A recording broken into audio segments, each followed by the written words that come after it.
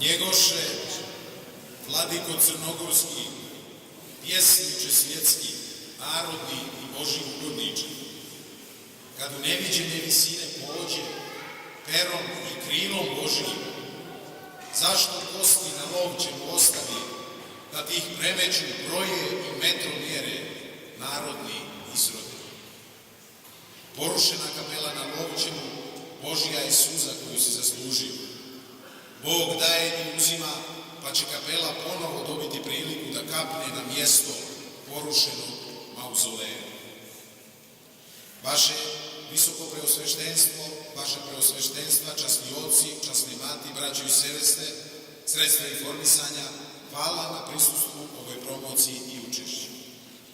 Promovišemo 2 knjige Andrije Markuša, Njegoš kao arhitekta, Rekordi i anateme i Sakralna arhitektura Slobodana Dragovića, kapela u Staroj Pazovi i manastir Stanjević.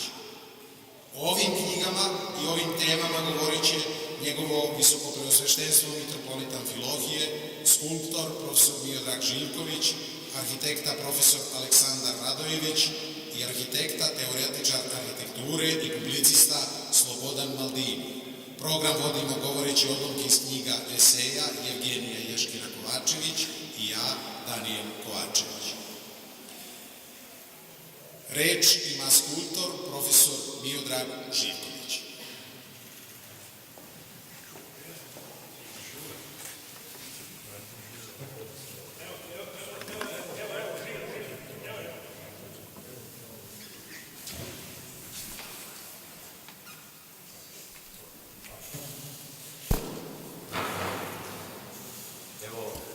Ja stigoh ovde u mladim godinama. Šta da kažem o Slobi? Nas dvojica smo ko 2 brata. On se bavio arhitekturom i ja skulpturom, pa se onda došlo je do toga da se bavimo isto i jednim i drugim na različite načine. Dugo smo zajedno, nadam se da ćemo još ostati, pa ćemo se možda nekada u nekakvoj prilici sresti. Predlažem da to je meni dovoljno, to je meni pozdrav i želim Slobi da živi što duže i da što više radi.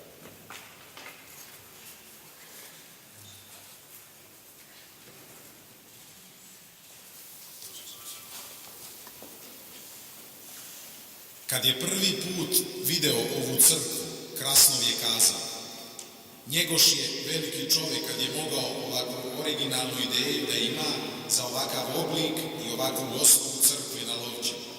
To je 2 kruga u osnovi različitih prečnika, a koji prodiru jedan u drugog. Moglo je to da se spajajući 2 lepe reči kaže i crkva je krasna. Nikola Krasnov. Najbolji način da utvrdimo tu vrednost je upređenje Njegoševe crkve i Meštrićeve kapele izgrađene 1974. godine na njenom mjestu, pošto je opet porušen. Za sve to dobit ćemo potvrdu i u iskustvu Rajta. Od svega najgore je što je Meštrović izmenio ambijent, tako što je obimnim miniranjima srušio i vrh Lovćena, smanjujući visinu crnogorski ponos planine za nekoliko metara. Nije Lovćen samo pod pritiskom onog što mu je skinuto, nego i pritiskom uvoznog kamena, mermera, postavljenog na mauzolej otuđene forme. Reč ima profesor arhitekta Aleksandar Radojević. Dobar večer, ja bih hteo da krenem moj razgovor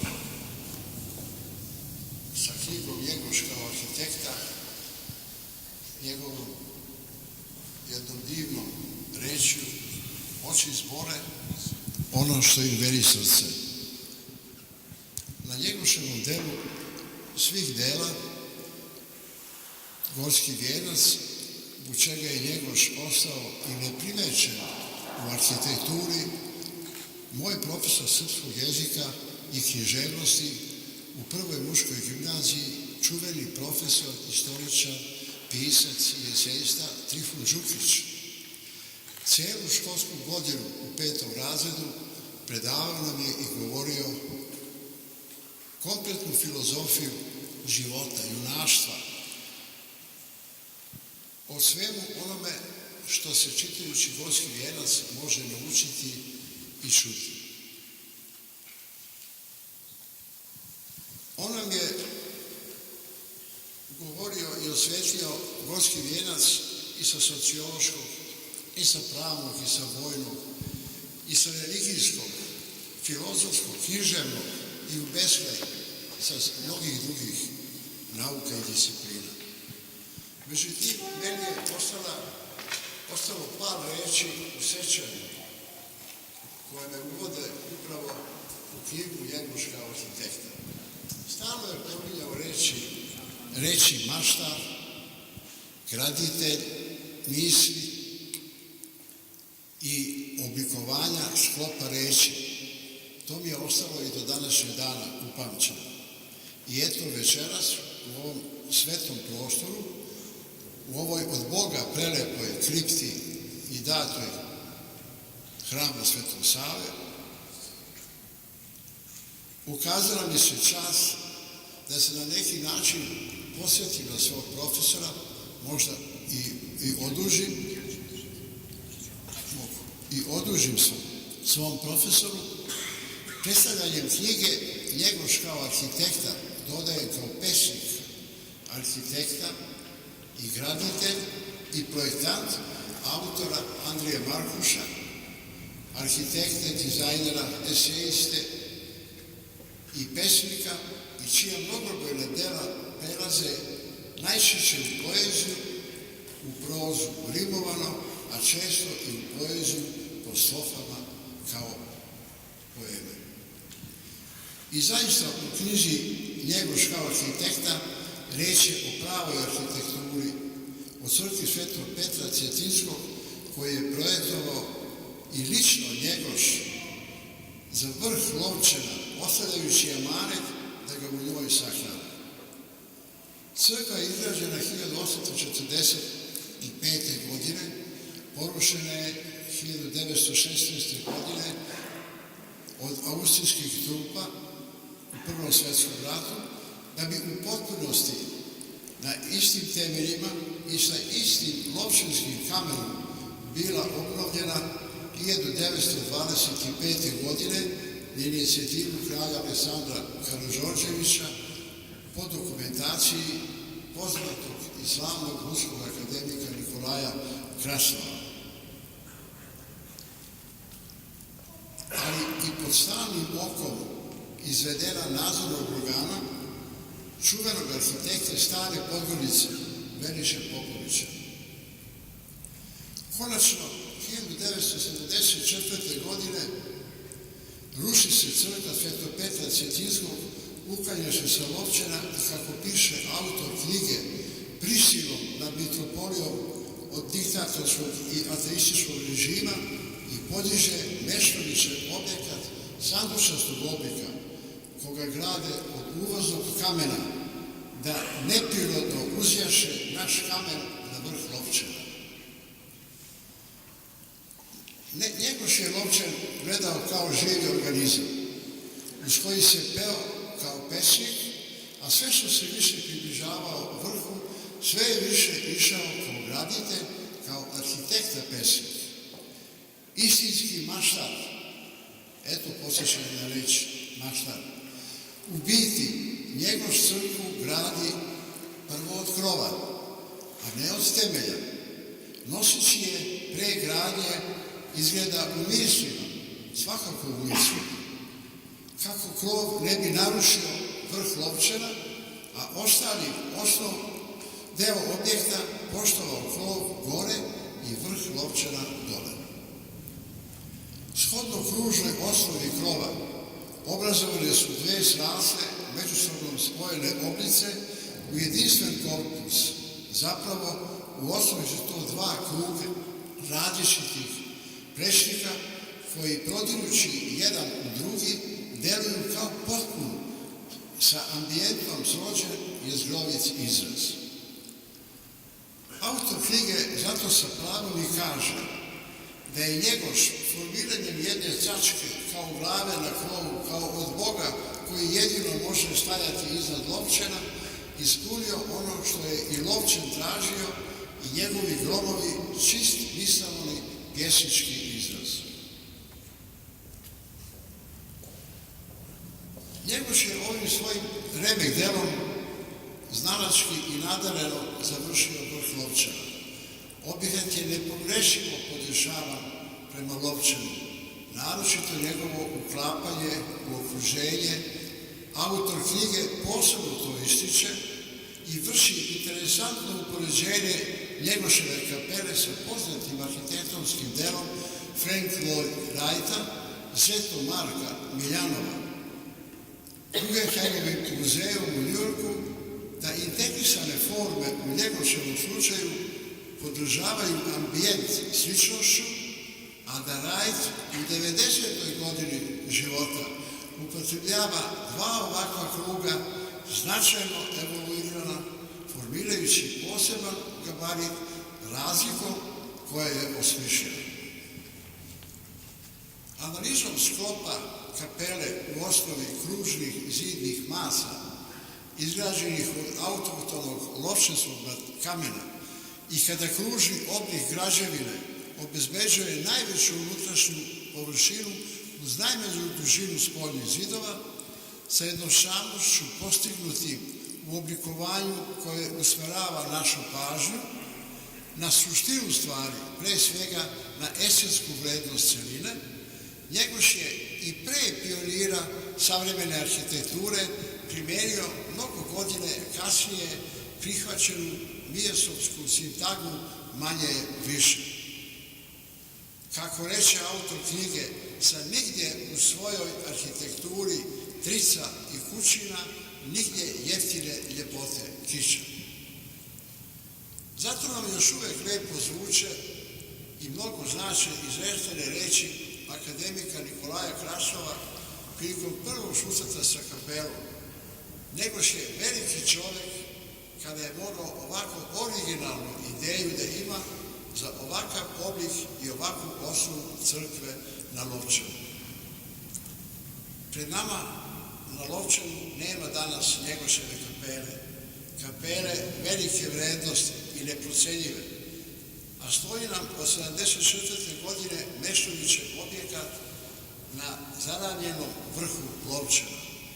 To je razlog što autor u knjizi sa pravom i ostavi napisano: Lovćen je Meštroviću otac, a Njegošu očuv. Moje kazivanje završit ću opet sa Njegoševom reči: pokoljenja djela su.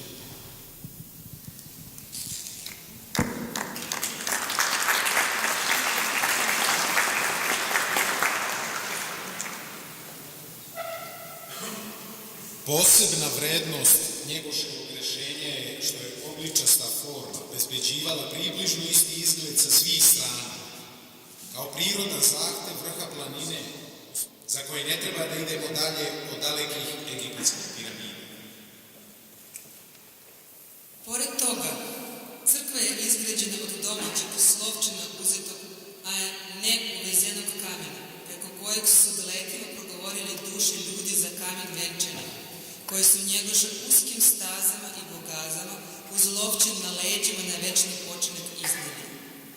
Iznijeli su ga na vrh svih crnogorskih vrhova, koje su novi graditelji srušili, i mesto krstom koje je Njegoš celivao paganskim znacima obeležili. Sada, posle Meštrovića, nema ni vrha Lovćena, ni krsta, ni crkve, a ni Njegoša, s obzirom da je u podrumu. Reč ima arhitekta Slobodan Maldini.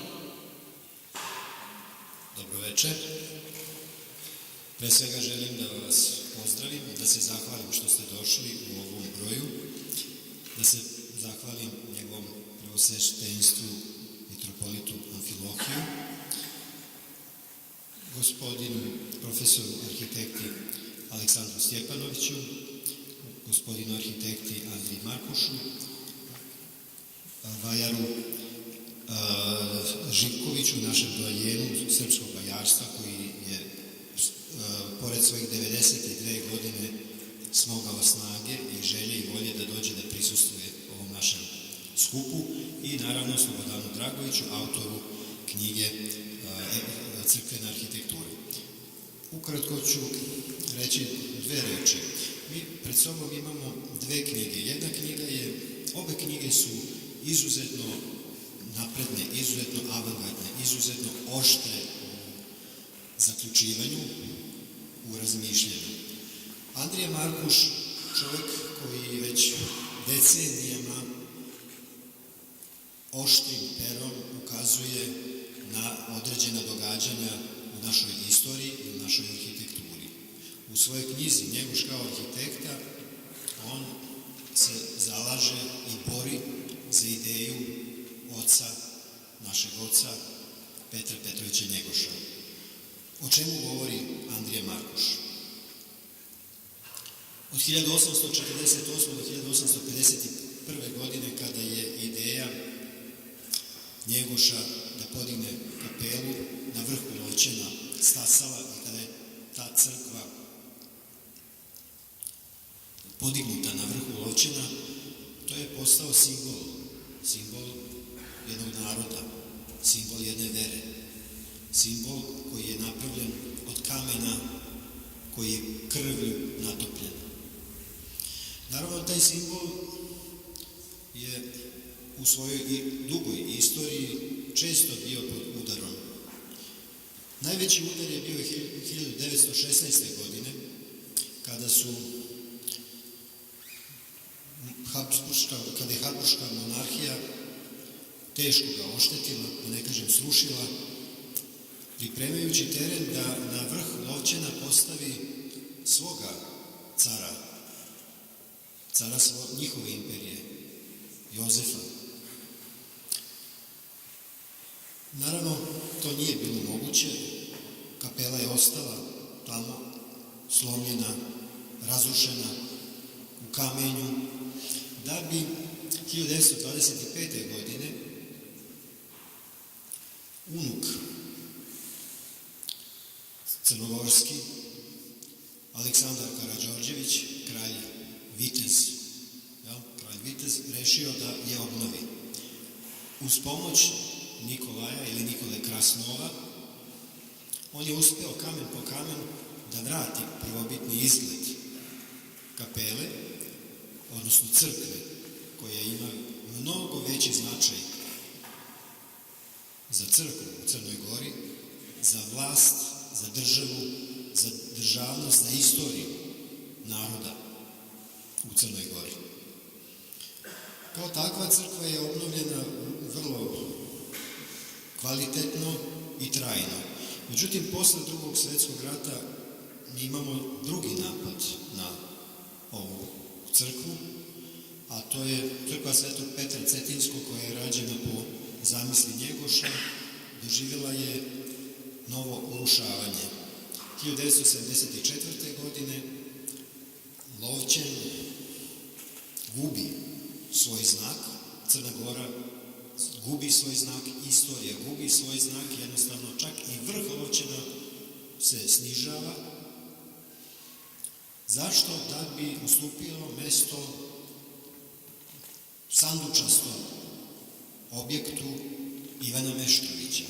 Ivan Meštrović, koji je 20. i 30. godina po Beogradu gradio i zbog čijeg spomenika neznanom junaku je kralj Aleksandar digao u vazduh srednjovekovni grad Žrnov, da bi na njemu napravio kutijastu građevinu spomenika neznanom junaku. 1974. godine Njegoševa zamisao jednostavno nestaje. Ono što nisu uspjeli da dokrajiče u Prvom svjetskom ratu od 1974. godine, konačno Lovćen gubi svoju visinu, Njegoša premeštaju sa vrha u kriptu, odnosno u podrum, gde nema direktnu vezu sa okolinom. Krst na vrhu crkve nestaje i biva zamenjen skulpturama Ivana Meštrovića. Crkva Svetog Petra Cetinskog je godinama, pa čak i posle Drugog svjetskog rata, u vreme komunizma, bila simbol na grbu Crne Gore. Isto kao što je godinama bila simbol Crne Gore. Zamenjena je, tako da danas, na primjer, u grbu univerziteta u Podgorici, na grbu Crnogorske akademije nauka i umetnosti imamo novi simbol, a to je Meštrovićeva kutijasta građevina. Šta se dogodilo sa kamenjem crkve Svetog Petra Cetinskog? Kamen je skinut, kao što su i privremeno bile skinute kosti Njegoševe. U Cetinje niz Lovćen, znači više nisu na vrhu, ali i dalje i taj skup kamenja, te hrpe kamenja su svete. Zašto su svete? Zato što predstavljaju delove mozaika, predstavljaju delove simbola crkve, simbola trajanja, simbola nastavljanja naroda na terenu, na predelima Crne Gore. Lovćen, bez obzira što je njegova visina smanjena, što više nije onako visok, što bez obzira što Njegoš nije uzdignut kao što je to bio u njegovoj prethodnoj kapeli, već je smešten u suteren, Lovćen i dalje predstavlja određeni simbol, nažalost narušen, ali i dalje to kamenje koje je spušteno ima svoju svetost. Upravo Andrija Markuš pokušava već nekoliko decenija da ukaže na ovu nesrazmernu anticivilizacijsku meru i pokušava da se bori sam protiv društva i da vrati simbole na Lovćen. Ova knjiga je jedan mali doprinos. To je skup Andrijinih tekstova koje je on pisao tokom decenija, skup njegovih zamisli u kojima on govori o značaju tog simbola. Taj značaj je video i najveći svetski arhitekta onoga vremena, Frank Lloyd Wright, kada je zajedno sa svojom suprugom Olgi Ivanovom, koji je unukom Marka Miljanova, znači Wright je bio zet Marka Miljanova, boravio tu i kada je Njegoš kao arhitekta uticao na tada najvećeg svetskog arhitekte da on projektuje slobodnu kružnu formu muzeja Guggenheim u Njujorku. S druge strane imamo knjigu Crkvena arhitektura koju je Andrija Markuš posvetio jednom izuzetno talentovanom, velikom arhitekti Slobodanu Dragoviću. Slobodan Dragović je svoj život posvetio sakralnoj arhitekturi. Ali njegova arhitektura možda nije monumentalna u smislu ogromnih prostora, širokih, velikih kvadratura. Njegova arhitektura je primjerena ljudima. On od kapele na groblju u Staroj Pazovi pravi neverovatan, izvanredan arhitektonski objekat koji je dostojan srpske arhitekture u onom nivou kao što je to bio dostojan, na primjer, hram Sagrada Familia Gaudija u Barceloni. Slobodan Dragović se bavi arhitekturom, crkvenom arhitekturom in situ, na mestu. Njegova arhitektura je čista, jasna, jednostavna. Bilo da se radi o rekonstrukciji, dogradnji, nadgradnji ili enterijeru, njegovo arhitektonsko umeće dolazi do izražaja. Odavno Srbija nije imala tako plodnog arhitektu, ne po broju kvadrata koje je izveo, nego po broju i kvalitetu arhitektonskih ideja koje je iznedrio Slobodan Dragović.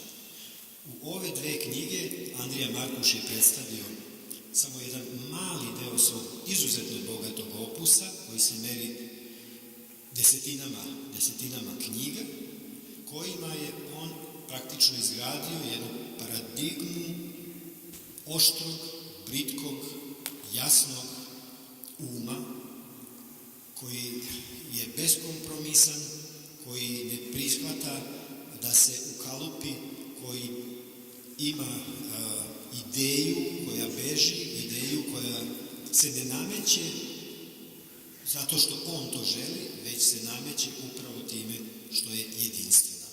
Još jednom želim da čestitam gospodinu Markušu na izvanrednim knjigama, pre svega na ove dve izvanredne knjige, a zatim i na ostalom njegovom opusu.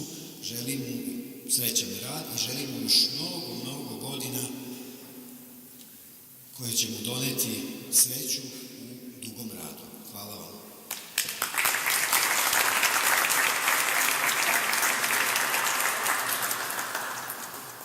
Reč ima autor Andrija Markuš.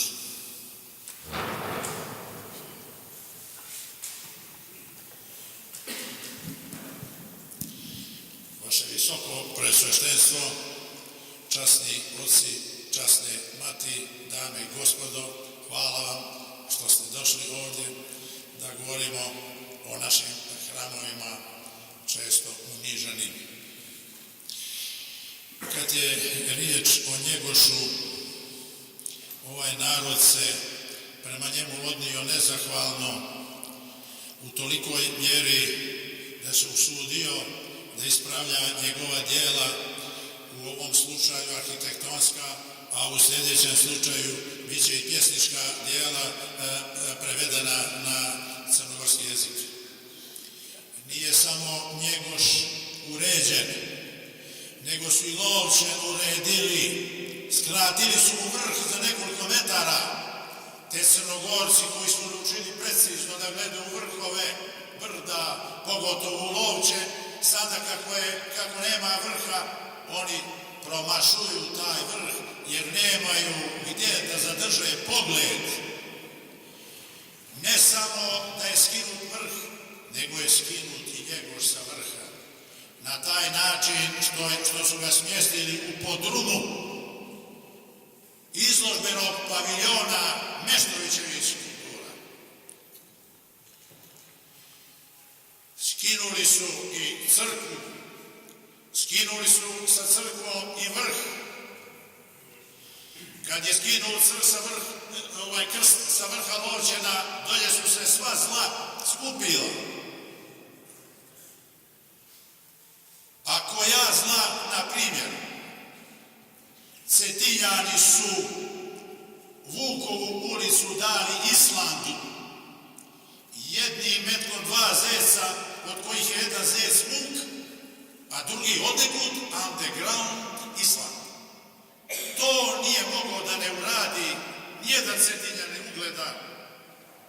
Nemamo mi 5 Islanda, nego samo jedan. A i htjeli su da zametnu trag kao kod Golog otoka Jova Kape, da ne bi Vuk svojom ulicom došao do Crvenkape. Na kraju poravnali su račune da Vuk ode gdje god hoće štapom uz nogu fasnu, samo ne na Island, da se s njim na Cetinje ne vrati uz riječ prekora i riječ glasnog. Hvala.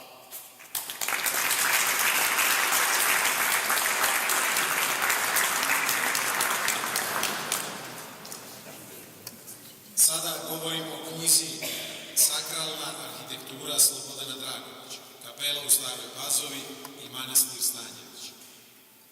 Kapela na groblju u Staroj Pazovi 1978.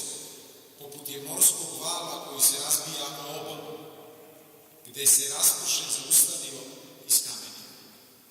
Silinom udara deo vala mlazevima odskače gore, da bi odmah tu očvrsnuo u formi hridi sa stalagnitskim završecima, a deo preskače obalu poput prave navale u tečnom stanju, što čini kompaktno, jer se valu podupire sudbini nesneja. Ali i njemu je kraj tu. Samo obala ostaje da razbije i druge valove koji redom dolaze. Reč ima arhitekta Aleksandar Radojević.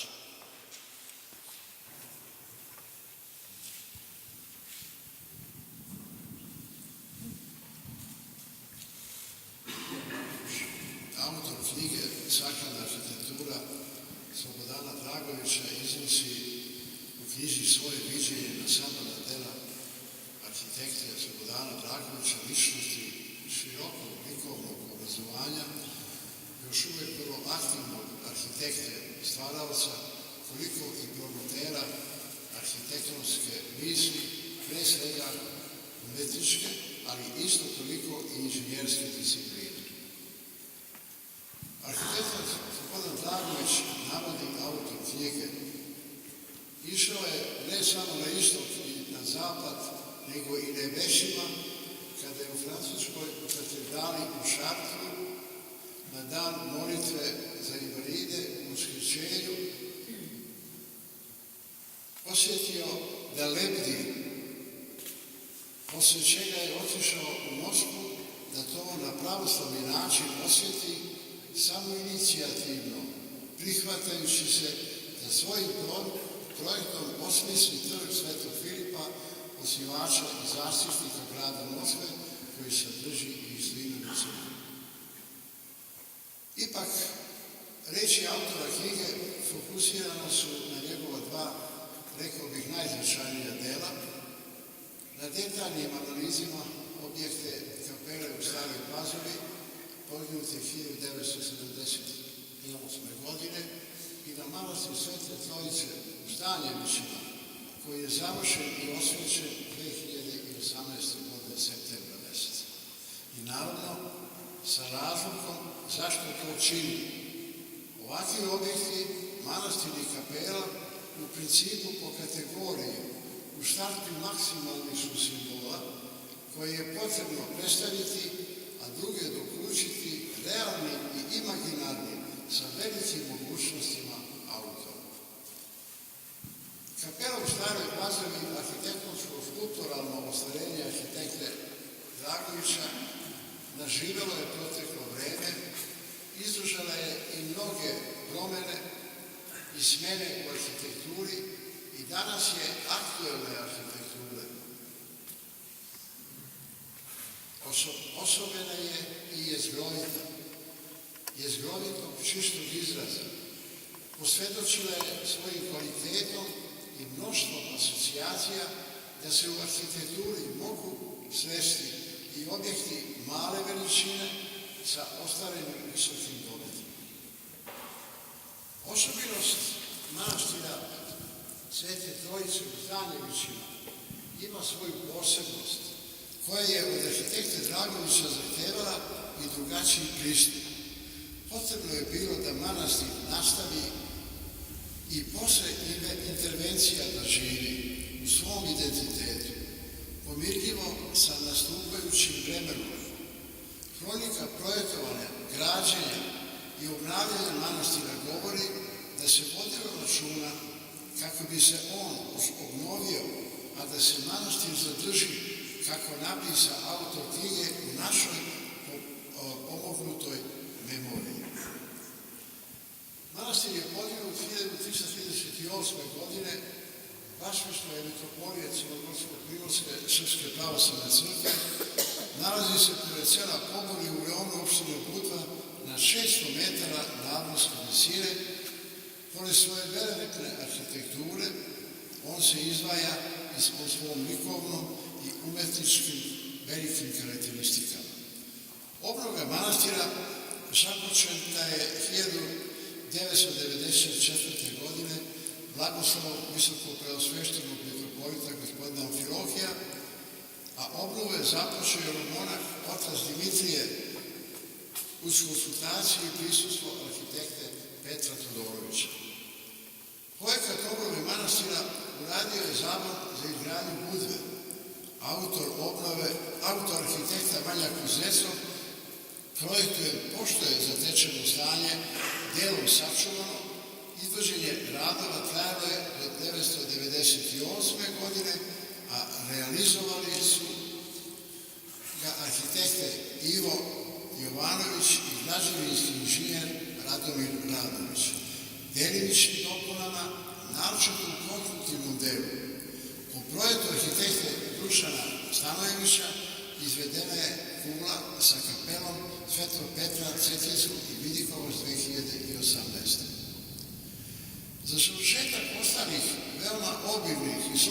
radova na manastirskom kompleksu i za projektovanje novih sadržaja od 1998. do 2018. godine, znači do osvećenja, angažovan je arhitekta Slobodan Dragović koji i rukovodi kompletnim izvođenjem radova. Poštujući sve urađeno, sa učinjenim određenim intervencijama i korekcijama u odnosu na zatečeno, ali i zbog novih funkcionalnih zahteva, arhitekta Dragović svojim projektom znatno poboljšava povezanost funkcionalnih celina, a linijom kretanja i po horizontali i po vertikali omogućava u sklopu povoljnije i samostalnije njihovo funkcionisanje. Autor već u projektu pokazuje izuzetnu hrabrost, rekao bih pre svega smelost, kada se odlučuje radi proširenja manastirskog kompleksa da velikim usekom ustanoviti lovčem omogući to proširenje. Pokazalo se da je ta zamisao bila najlogičnija i najispravnija.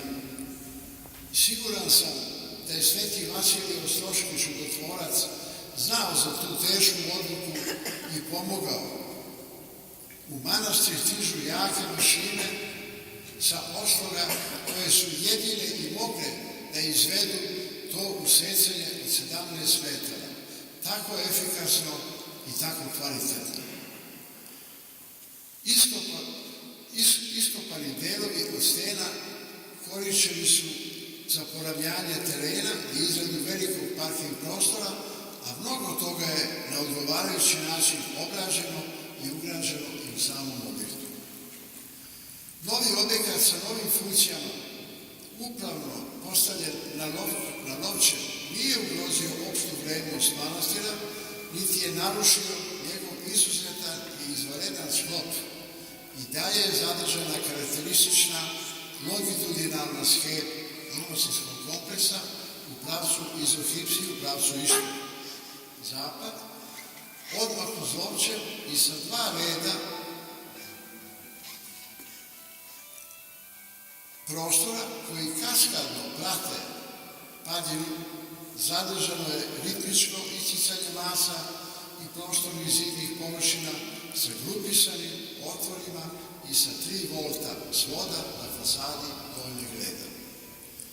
Pravilno nalaže kada se interveniše na postojećem objektu i bogati novim sadržajima, novim objektima, posebno na ovako osjetljivom kompleksu i sklopu manastirskom kompleksu, da dodata arhitektura sjedinjena sa postojećom treba i mora da opiše vreme i mesto i da pri tome teži ka neprolaznosti. Svetski arhitekta Frank Lloyd Wright izrekao je istinu. Sve fine arhitektonske vrednosti su i ljudske vrednosti ili uprotivno nisu vredne. Od toga je manastir Svete Trojice u Stanjevićima bio i ostao kategorija arhitektonskog dela van kategorije. Hvala.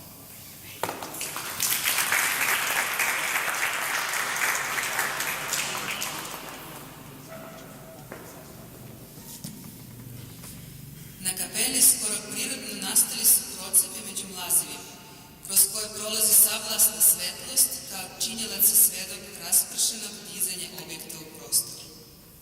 Kontura objekta svojevrsni je elektrokardiografski grafikon, linija života, a ne ravna linija smrti.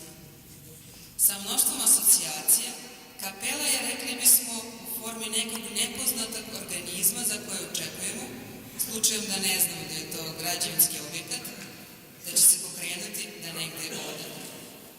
Reč ima arhitekta Slobodan Maldini. Arhitekta Slobodan Dragović je nesvakidašnji arhitekt. On spada u onu grupu malobrojnih koji su spremni da se suoče sa svekolikim problemima, nesvakidašnjim problemima, a da iz njih izađu kao pobednici. Slobodan Dragović je rado prihvatio da projektuje kapelu na groblju u Pazovi. Zašto? Projektovanje kapele nekome se čini za rutinski, mali, jednostavan, a za neke, nazovi poznate arhitekte, posao i podaštavajućeg karaktera. Međutim, Slobodan Dragović je nešto više od običnog arhitekta. On je ovom arhitektonskom zadatku prišao na jedan potpuno nesvakidašnji, dubok način. Kapela za arhitektu Dragovića predstavlja vrata. Kakva su to vrata? To su vrata između života i smrti. Između ovovremenog i onovremenog. Između sadašnjosti i sve sadašnjosti. Simbol, osnovni simbol koji je arhitekta Dragović uneo u svoju kapelu jeste upravo taj simbol večnog. Večnog. A šta je tu večno? Forma kapele je data u obliku okeana, u obliku mora. Šta to znači? More je uzburkano, more ima talase, more ima plimu, ima oseku, more ima izlaske sunca, ima i zalaske sunca, ali ono što je vrlo bitno da je more u pokretu. More nikada ne stoji.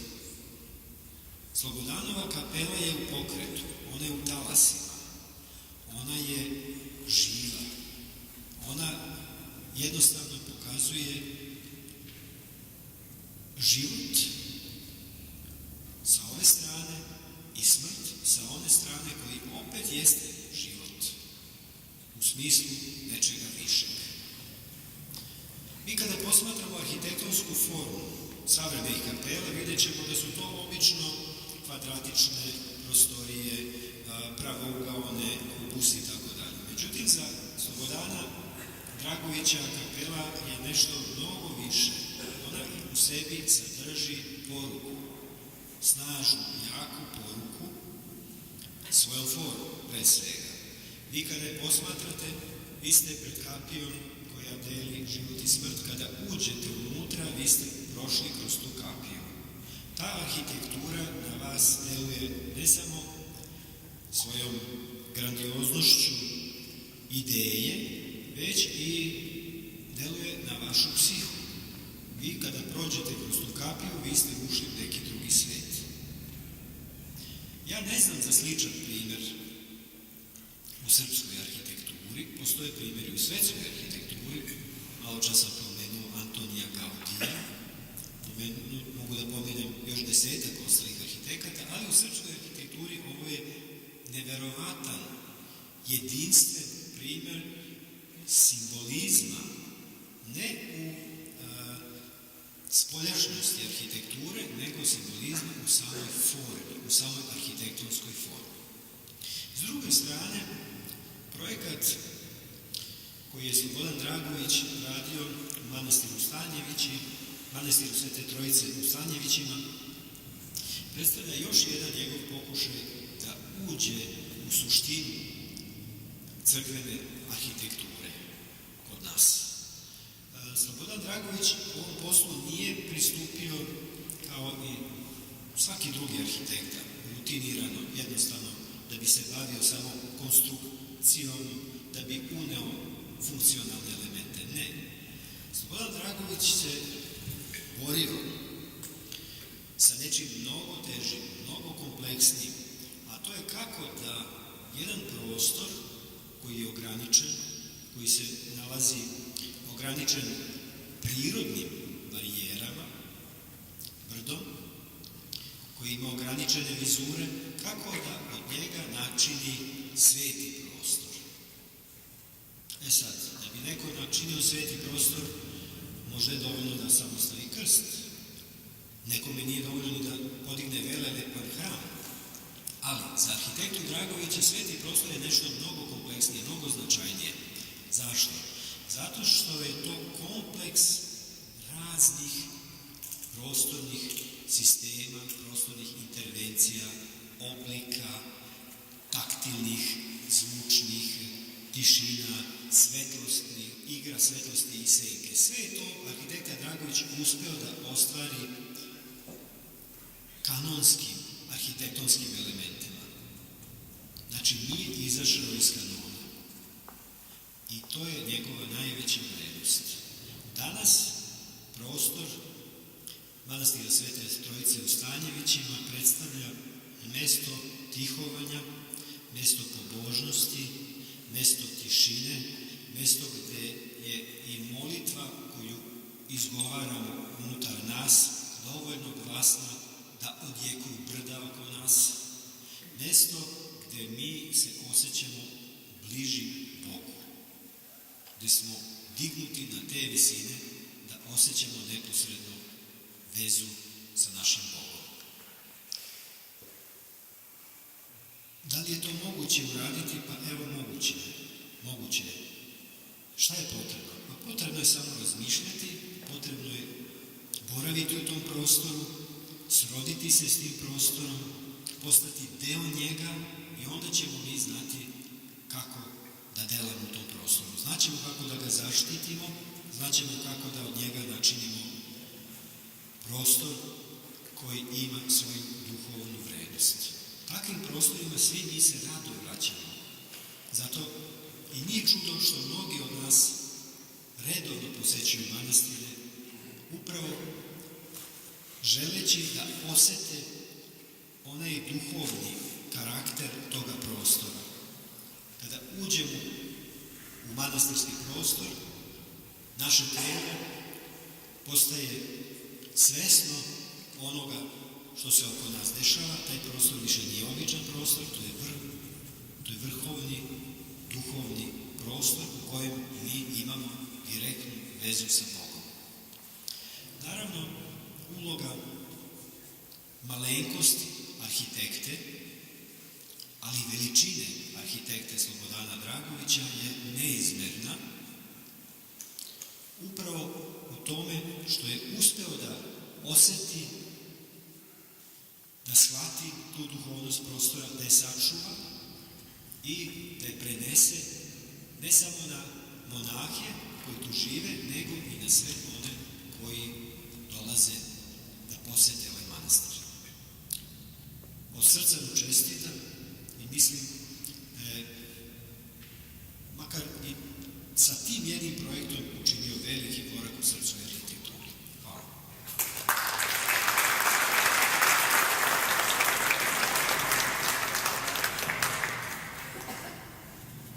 Reč ima njegovo visoko preosveštenstvo mitropolit Amfilohije.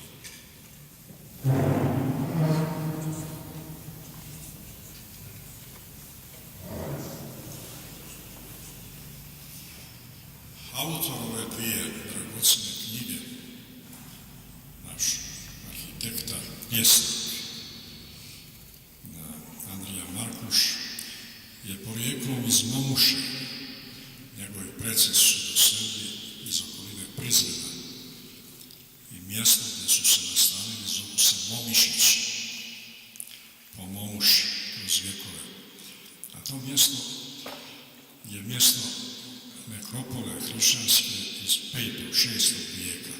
Dakle, ima jednu istoriju veoma dugo od najstarijih hrišćanskih vremena. Naročito se proslavilo u vrijeme Nemanjića, počevši od Stefana Prvovjenčanog, jer ti Momišići su, blagodareći Nemanjića i Stefana Prvovjenčanog, Urošu I,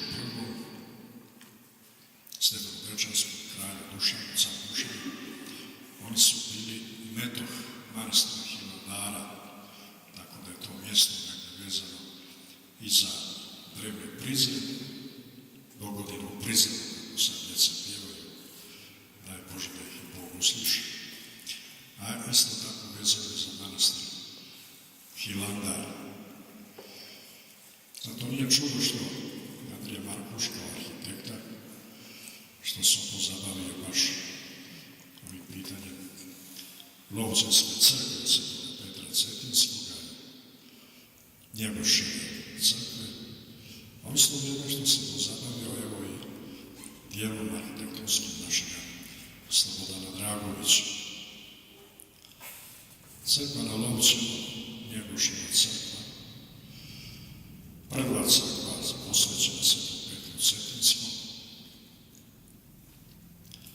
je crkva koja, kao što smo čuli malo prije, je čak bila u komunističko vrijeme, bila u grbu Crne Gore sve do vremena njenoga rušenja.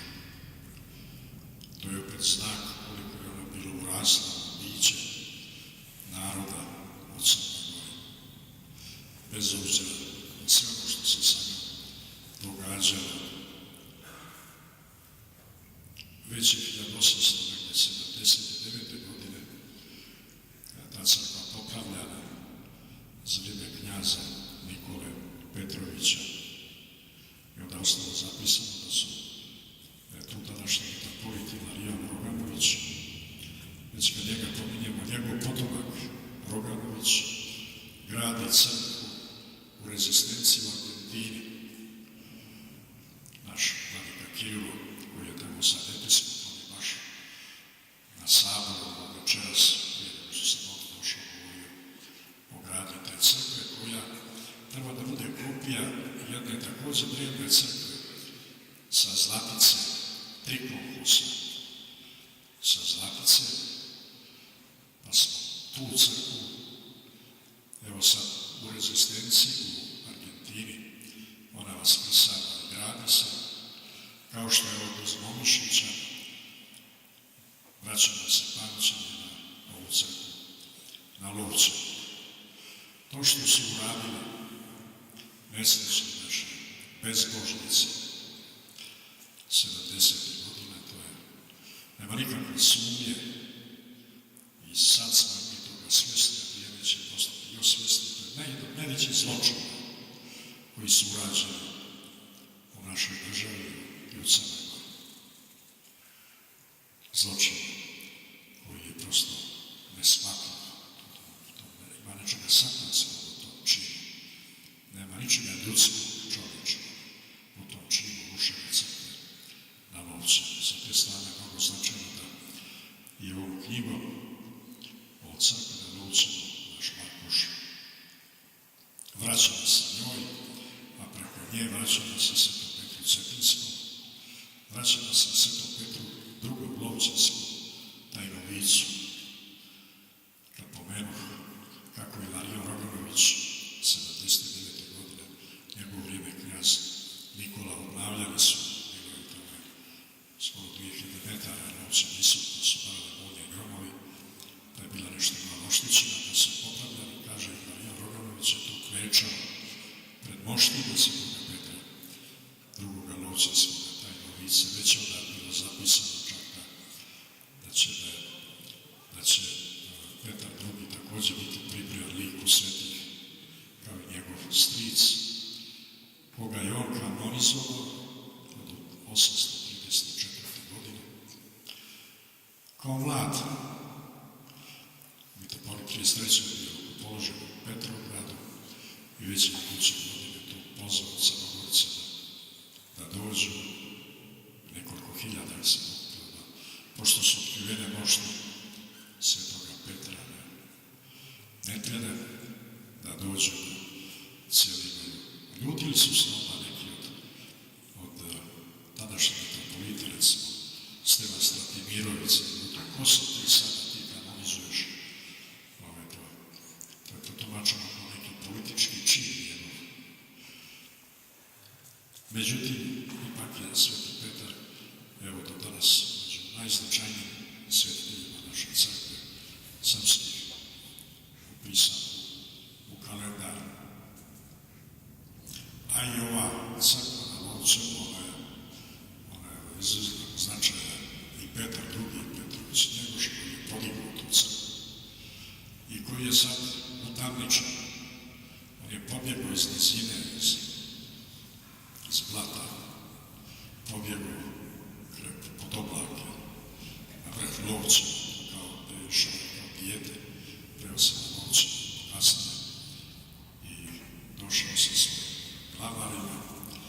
Jezerski vrh, crkvena se zvao, očito da je tu i ranije bila neka crkvica prije Njegoševe ove crkve.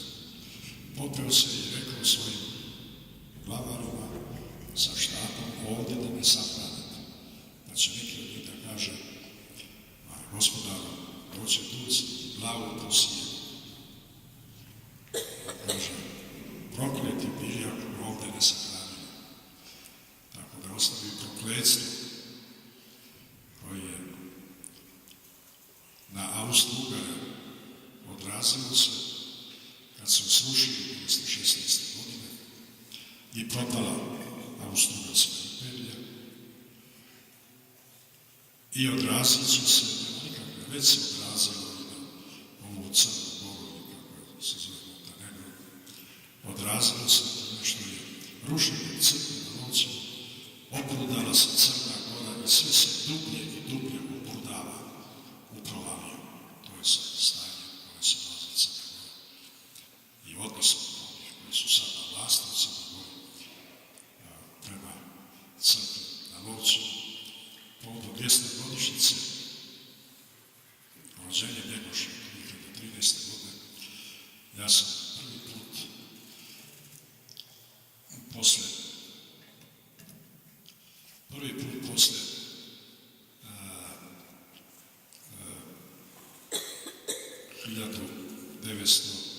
1961. godine popeo sam do Lovćeva, da sam bio kada je bio ustručenje starog metropolita Danila, 13. jula, i ostala mi je taj Lovćev, onaj celostni, celobudarni sa kapelom, čudesni Lovćev ostao u duši. I ja tako nisam bio na Lovćevu zbog toga sve do 13. godine, a onda sam se popeo da vidim ima li mogućnosti gdje da se vrati crkva Lovćevska. I kad se izađe kroz onaj tunel 500 stepenica koji je rasjekao utrobu Lovćeva, to što su radili sa kapelom, urađeno još gore sa Lovćevom. Nema nijedne planine na svijetu koja je tako nakažena, utroba je rasječena kao što je Lovćev. Sad je tunelom od betona, a onda gore, ovo što čusmo ovdje, glava Lovćeva je sasječena. Toliko metara on je sasječen da je moglo vještački mauzolej da se tu postavi i da se utamniči Njegoš, jednoga tamo negdje iza Galjatina u nekom podugu, tamo je on utamničen bukvalno, od čega je pobjegao i bježao čitavog života kao veliki duhovnik i pjesnik. Od toga je sad snašao poslije smrti. I sa tog razloga je mnogo značajno da i preko ove knjige dragocjeni vraćamo se i Lovćevu, vraćamo se crkvi na Lovćevu i vraćamo se time sami sebe, pogotovo mi koji smo tamo u Crnoj Gori. U nadi da će i ovo biti jedan od kamena ugrađen u crkvu na Lovćevu. Ja sam pisao sam pismo sadašnjem predsjedniku Crne Gore i svih drugih. Tražio sam još 13. godina i posle toga da se vrati crkva na obilježivi mjesto, gde bi na Kostajca mauzolej, i to je jedno svjedočanstvo jednog vremena, niko neće da ga ruši odatle, ali ima mjesto ispred, kad se izađe iz nesličnog tunela, ima jedno mjesto tu gdje bi kapela i naravno da se Njegoš vrati u svoju crkvu. Ta crkvica koja se čuvala planinu, a u isto vrijeme došla odozvana kao kapa te Božje planine, odakle se vidi istok i zapad, sjever i jug. Dakle, mnogo značajno sa te strane, Andrija, hvala ti što si i ti ugradio. A ja sam rekao mojim Cetinjanima, evo, pripremamo se ovo kamenje koje na Ivanovim koritima, prvi kamen nosim Njavac, vješaju vrh Lovćeva, onda će Cetinjani. A vraćamo se, već ponovno sami iz Cetinjana, koga su izmanipulisali, ko je onaj koji naredio da se ruši crkva, to je Josip Broz. njegovi sejzi u Crnoj Gori i onaj predsjednik opštine Cetinjske Ravne, koji sam bio da ne slušao Josipa Broza u to vrijeme. Dakle, on je naredio, ali da bude još zanimljivija priča sad ovi naši Montenegrini, kako ih ja zovem, oni napadaju posebno kralja Aleksandra. Navodno, on je to njegovom to podigao u slavu svoga sina Petra II. A ne, mislim, zna se da je skinuo i svoju odlikovanje albanske Golgote i svoju sablju skinuo i položio na čivut svoga pretka. Kako što jeste jedini kralj koji se rodio na Cetini, to je kralj Aleksandar. Petrović se nazove Njegoševa, njegova djeca poznali tamo po Evropi. Jedini koji se rodio, to je kralj Aleksandar. I on je prvi onaj koji je htio da pozdravlja Meštrovića mauzolej. On se bio dogovorio sa Meštrovićem, o tome je napisano. I taj projekat provoditi iz 20 neke godine. Međutim, mitropolit Gavrilo Dožić, potom je patrijarh, spovednik srpski, on je otišao u njegovim memoarima, to zapisano kod kralja Aleksandra, vaše kraljevsko veličanstvo. Apsolutno, ja kao mitropolit ne mogu dozvoliti da bilo šta drugo se diže sebi, a to ne smije biti njemu šanci. Samo da se vrati i tako je posle krasno došao i onako sam kamen koji je već bio sačuvan, on je ugrađen i novi kamen odatle je, kao što smo ovdje čuli, on je tako da je kapela potpuno bila vraćena, samo što je pridodat onaj pišu okolo, krasno je to pridodao malo gore na vrhu, sve je ostalo onako kako je to bilo. Dakle, mnogo značajna priča sa crkve na Lovću. A i ovo što je napisali našem arhitekti Slobodanu Dragoviću, i hvala mu na tome što je to radio. Slobodan Dragović koji je pomenuto je ovdje, koji je bio i je ostavio tragove i po Rusiji, Moskvi tamo radio, to zna bolje od nas što je tamo radio, ali je ovdje kada se vratio iz Rusije, on je prvo se pozabavio obnovom manastira Duljeva, ovdje je Matija Humanija, Duljevska, ovdje je prisutna. Sestre su tamo beskrajno blagodarne za ovo što je uradio, što kaže, bez para i bez dinara, sa svojim trudom, manastirski konak, to je bila ruševina, što je posle zemljotresa, on je uradio beskrajno, on je uradio iz polja i iznutra, ukomponovaše ga sa ono što je bilo ostalo od toga zemljotresa. A onda, već kad njega pominjemo, ne treba da izvodimo iz vida i ova ljepota ove kripte ovdje. Kako je on doprinio da ova kripta hrama Svetoga Save bude ovakva kako je vi vidite i kakva se ona nalaze, on je bio jedan od arhitekata koji je učestvovao ovdje u gradnji ove kripte i u njenom završetku. Pored manastira Duljeva, pored ove kripte ovdje u kojoj se nalazimo, ovdje je pomenuti manastir Stanjevića, koji je bio zaista ruševina, potpuno zaboravljena, 1860. godina. Tamo je bila vladika Rade, 1838. godine bio primoran od Austro-Ugarske da i manastir Podmojine u Budvi i manastir Stanjevića da ustupi njima. I to je bila njihova vojna komanda i u jednom i na drugom mjestu.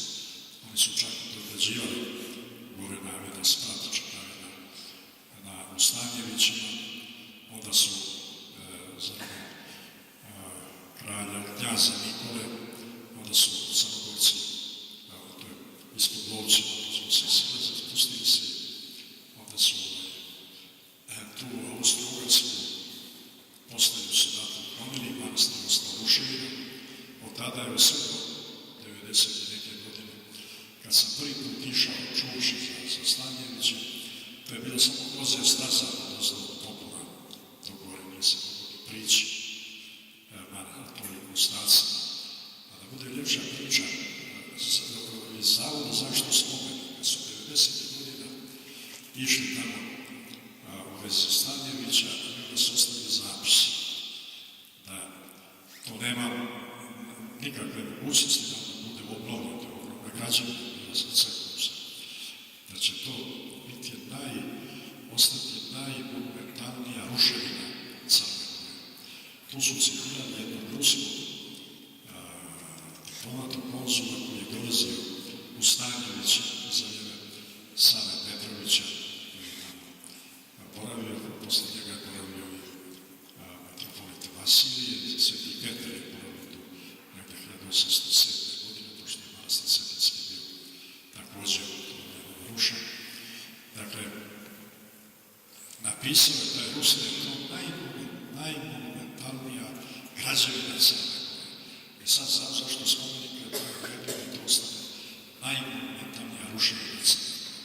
Ali blagodarac je upravo našem Slobodanu Dragoviću i ovim drugima koji su ovdje pomenuti, i naročito našem ocu Dimitriju Blagojeviću, osnoškom Kaluđevu, koji je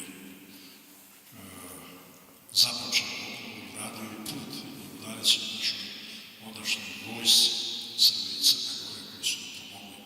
Mi smo samo nabavili, oni su to radili, mi smo mogli da je nabavimo naftu za njihove kamione i to negde iz Kruševica smo nabavljali da bi oni mogli to da urade i da se probije ovaj put koji je sad, hvala Bogu, uz pomoć opštine Kurija asfaltira do Stanjevića. I sad je Stanjević, izvolite ko nije bio, sad je to zaista najmonumentalnija građevina Crne Gore. Postao blagodareći Dimitriju koji je ugradio svoju mladost na njegov grob tamo i blagodareći našem ocu Jefremu, novom arhimandritu, koji je takođe ugradio sebe zajedno sa svojim Kaluđevim, vidimo od njih, ovo je naš Pavle Kontić, koji su tamo ugradili sebe, a blagodareći upravo onome što je učinio naš Slobodan Dragović sa tom ruševinom koja je tamo bila, gde je taj dio Austrougarski uklonjen od ozgurta je vraćeno to prvobitno prodorno kako su sa dopunama, promama, stijenima, koje su očišćene, probijene. I sad Stanjevići su zaista postali, mi smo obilježili, koja to bješe 680. godišnjica, Stanjevića, to je Nikola Stanjević, koji je negde sahranjen iz vremena cara Dušana, 1338. godine on je tu započeo, tu su vladali sve vrijeme i Stefan Lazarević, Crbojević, Đurađ Branković, takođe Mađurđevac, gore iznad manastira Stanjevića i crkvica takođe obnovljeno.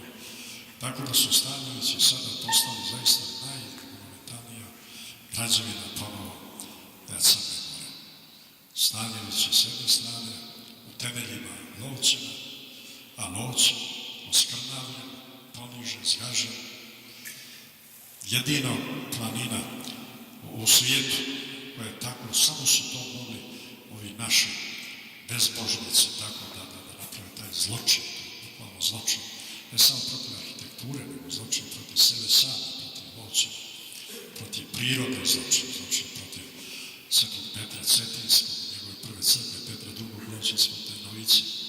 I nadamo se Boga, i o tom buduće nadamo se ova knjiga pomoći, da se ponovo vrati Njegoš u svoju crkvu i da se ponovo vrati časni krst na Lovče.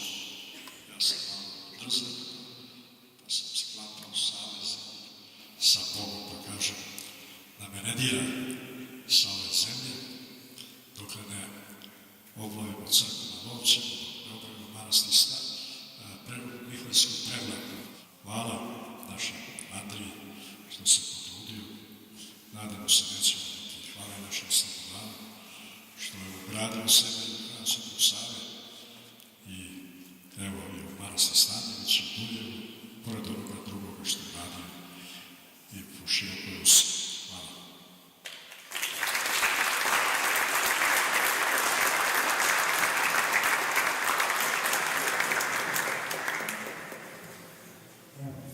Reč ima autor knjiga arhitekta Andrija Markuš.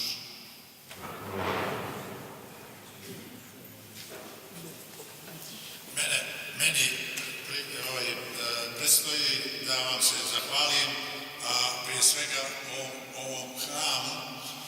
jednom rečenicom. Molitva u hramu jedina je izgovorena tišina kojom se bira Božja riječ. Zahvaljujem se njegovom visokom preosveštenstvu mitropolitu Amfilohiju. Zahvaljujem se mojim kolegama, skulptoru Miodragu Živkoviću, profesoru Radojeviću, kolegi Maldiniju i glumcima, bračnom paru Danijelu i Evgeniji Kovačević. Želim samo da kažem dvije, tri riječi. Ja sam o kapeli već govorio i kazao kratko i o ovoj kapeli u Staroj Pazovi Slobodan Dragović. Mi ovdje imamo prave svjedoke arhitekture do kraja 70. godina i to dva profesora već imamo i druge, računajući moji kolege iz generacije studenata 60. godine. Pogledajte samo ovu kapelu. Ako ne bi uz nju postojao čovjek koji bi dao mjeru njoj i potrebnu identifikaciju, mi ne bismo znali da li je to skulptura ili arhitektura. A to je projektovano 78. godine kad nije bilo Franka Gehryja i njegovog muzeja u Bilbao, Guggenheimovog muzeja. A dalje ovdje, sa lijeve strane, ovdje vidite te mlazike, čempresa i mlazike arhitekture. To je jedinstven slučaj u arhitekturi da se izmiješa hortikultura i arhitektura u takvoj simbolici, nevjerovatnoj simbolici, nigdje u svijetu. To ne možda nađete. Nigdje u svijetu. Da ne bi bilo nekog čuđenja u disproporciji arhitektonskih postupaka, kod manastira Stanjevići ništa manji njegov uspjeh nije na tom dijelu, iako se to vizualno ne bi moglo prepoznati neposredno kao kod ove kapele. Slobodan Dragović je kao veliki vjernik sebe stavio u drugi plan. Ne da raširi ruke, da se raskomoti i poleti kao kod ove kapele, nego da skromno, molitveno uđe u ovaj posao, da nastavi priču tih zidina, tog kamena porušenog, da oplemeni i tu boju vremena sačuva i nastavi. Tu sam pokazao i kao čovjek i kao arhitekta, što je danas veoma, veoma teško. Hvala vam.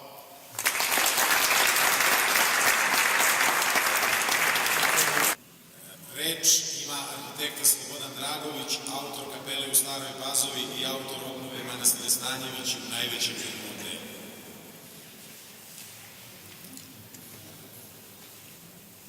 Vaše visoko preosveštenstvo, hvala vam što ste odvojili vreme, znam koliko ste zauzeti. Zahvaljujem kolegama koje su vršili ovu promociju. Zahvaljujem bračnom paru koji je vodio zahvaljujem horu i vama veliko hvala što ste uveličili ovu našu promociju. Sada sam htio samo da vam kažem da je iguman manastira Stanjevići se izvinio i stvarno nije mogao dođe, bolestan je, ponovo je bolestan. Ali eto, zato je nama stigla Mati Angelina iz manastira Duljev i ja vas sada sve pozivam da pređemo u parohijski dom. Tamo ćemo se poslužiti rakijom iz manastira Duljev i vinom iz manastira Stanjevići